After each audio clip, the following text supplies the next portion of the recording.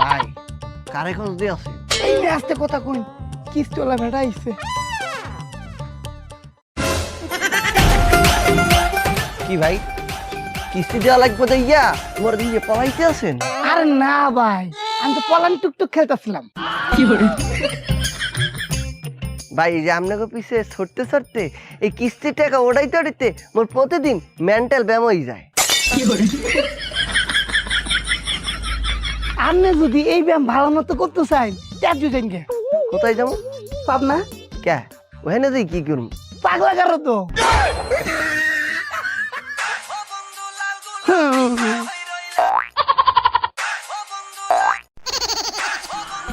লেরের phone বন্ধ করেছে দেন। সুপারস্টারটা আইছে, আপনারা তো কেডাই কল দেয়? আরে ভাই আরো বেড়াইতে যে কিস্তি টিয়া পাইবো, এই টিয়ার লেগে ফোন দিতেছে।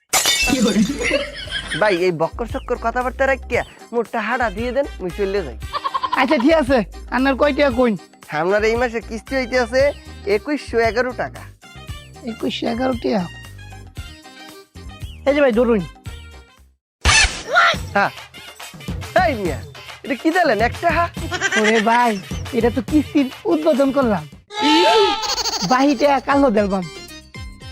এ ভাই শোনেন, এটা ধরেন, এটা আপনার কাছে রাখেন, কালকে ভাই একসাথে করিয়া পুরোটা হাঁটা মরি দিয়েন।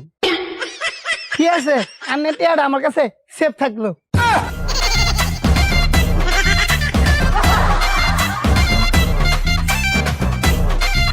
কাকা ও কাকা, কাকা ওই বেটা এত দূরে না করছিল লেগে আমি কি বই নাকি বিকে নাই যা